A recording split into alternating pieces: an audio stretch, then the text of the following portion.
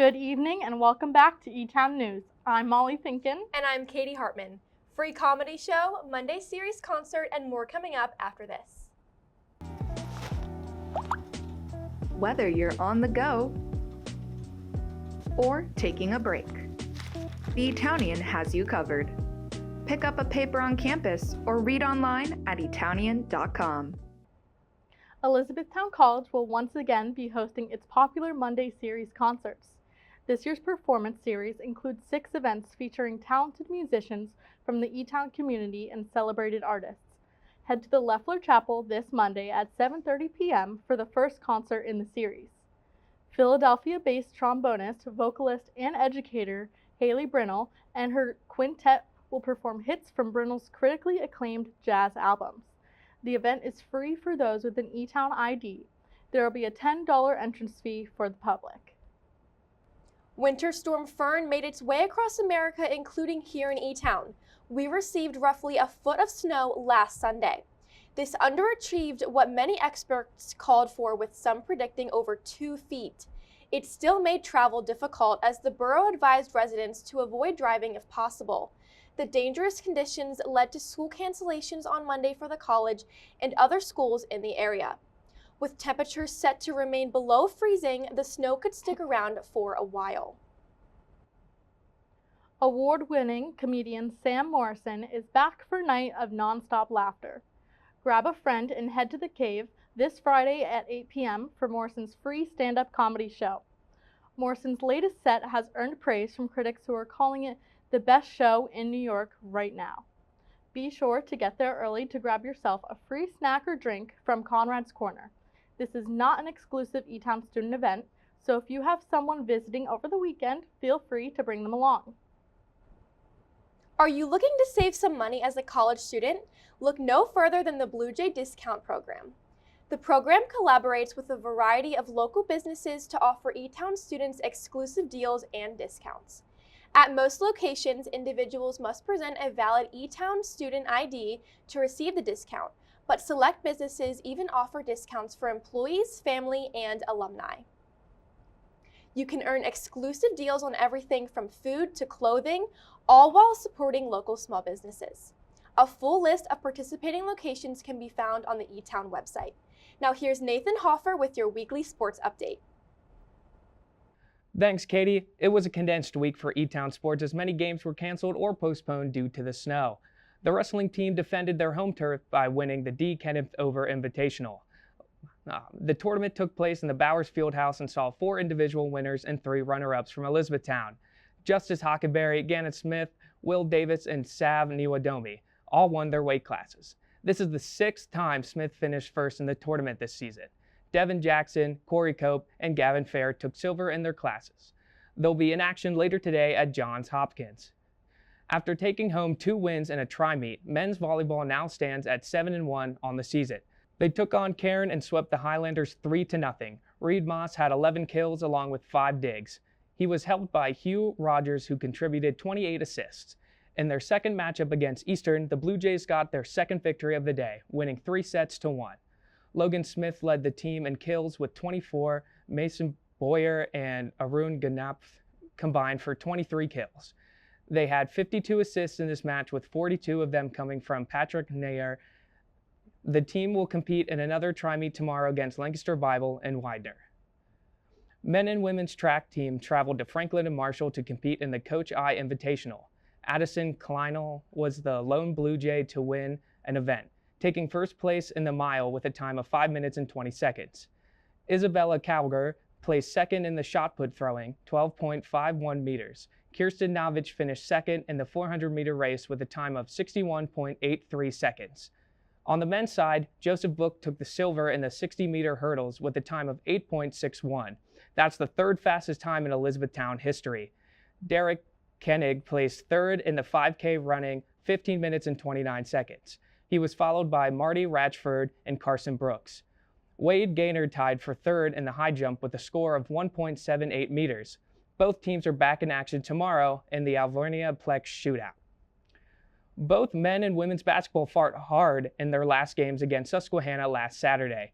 The women's team went down by 13 at the half and were unable to erase the deficit. They ended up losing 75-62. McKenna Mumert led both teams in scoring with 27 points. Ella Gordon shot 4 of 6 from 3 to add 12 points. Despite a strong comeback from the Warhawks, the men's basketball team held on to their 11-point halftime to win their game 72-68. Austin Finarelli dropped 30 points and 6 rebounds, leading the Jays in their close win.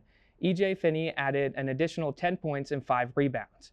Both teams are home tomorrow where they'll take on Goucher in a doubleheader. The women's tip off at 2 p.m. and the men's will follow at 4. The swim team concluded their regular season with a tri-meet against Penn State Altoona and Juanita. The women's lost both of their competitions despite strong performance. Kaylee Blair won both the 200 free and the 200 breaststroke, along with leading the 200 medley relay to second place. The team also consisted of Emma Paul, Emma Sablaski, and Megan Benson. Sablaski also placed second in the 100 and 200 breaststroke. They end the regular season with a record of 4-8. The men's team were able to split their matches, defeating Juanita but falling to Altoona. The team of Leif Hoffman, Baron Bishop, Austin Smith, and Marco Neosi took first in the 200 medley relay. Bishop took first in the breaststroke as well. Their record stands at 5-7 as they prepare for the Landmark Conference Championship on February 12th. The Super Bowl is just over a week away, and we know now which teams will be playing. The New England Patriots defeated the Denver Broncos to make it their 12th Super Bowl. If they win, they'll pass the Steelers for most Super Bowl wins all time with 7. They'll be facing off against the Seattle Seahawks, who defeated the Los Angeles Rams in a nail-biter. Sam Darnold will look to win his first Super Bowl and Seattle's second. The two teams played in the Super Bowl back in 2015, where the Patriots won after a costly last-second interception by Russell Wilson. That's all for sports. Now over to Jaime Gallick with your weekly weather watch. Thanks, Nathan. This week's freezing temperatures call for lots of layers. Be prepared for frigid temps in the 20s and the aftermath of the biggest snowstorm in years. Today, Friday the 30th, will be partly cloudy with a high of 22 and a low of 8. Saturday will be even colder with a high of 26 and a low of 8. Expect partly cloudy weather once again. The sun will make an appearance on Sunday despite the freezing temperatures. Expect a high of 28 and a low of 9. The cloudy weather will return on Monday with a high of 28 and a low of 14. Temperatures will climb slightly beginning Tuesday with a high of 33 and a low of 16. Expect partly cloudy weather once again. And finally, Wednesday and Thursday will be mostly the same with highs of 33 and respective lows of 20 and 17. That's all for this week's Weather Watch. I'm Jaime Gallick. Now back to Molly and Katie in the studio. The Idaho State Police are under fire after the accidental release of graphic crime scene photos. Last week, the Idaho State Police Department released poorly redacted photos depicting the crime scene from the murders of the 4 University Idaho students in late 2022. In a statement, a department spokesperson said they released the photos after receiving a large volume of public records requests seeking the photographs. Upon the release of the photos, the family of victim Kaylee Gonsalves issued a statement condemning the release, stating they were only made aware of the impending release 12 minutes before the photos were published.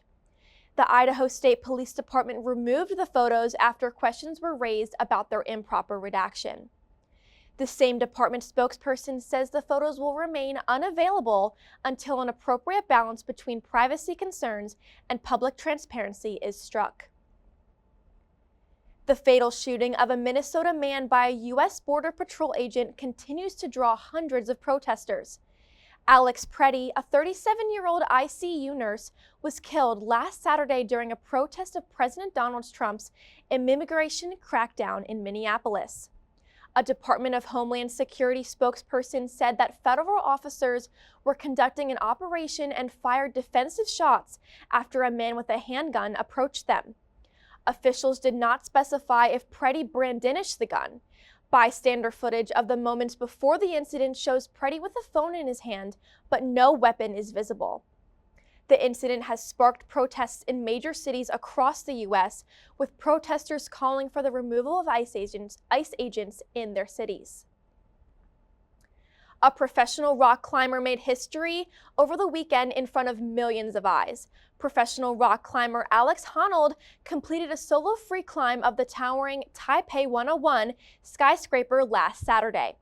The event was broadcasted live on Netflix, garnering tens of millions of viewers. Honnold scaled the building in just over an hour and 30 minutes. He now holds the record for the tallest urban solo free climb in the world. The event was originally set to air on Saturday morning, but was delayed by 24 hours due to weather concerns.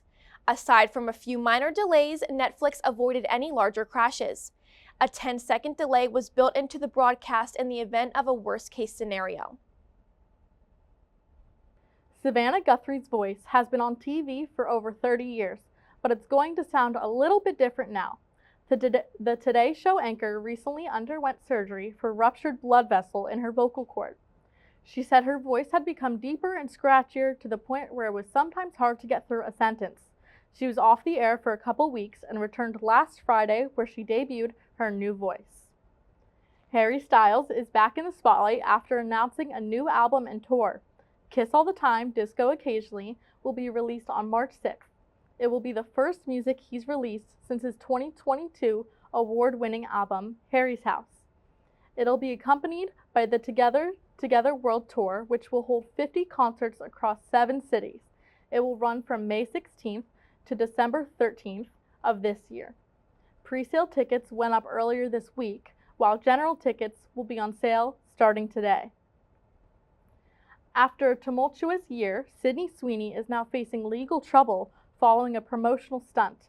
The actress is in hot water for climbing on the letters of the massive Hollywood sign. She went up there to hang her company's bras to promote the upcoming lingerie line. According to TMZ, the actress received a permit to film on the location, but did not get a permit to scale the letters. That's all for this week, Jays. Be sure to follow us on Instagram and Facebook at ECTV40 for all the latest updates on our shows. I'm Katie Hartman. And I'm Molly Finkin. Have a great week, and remember to Take flight, Etown.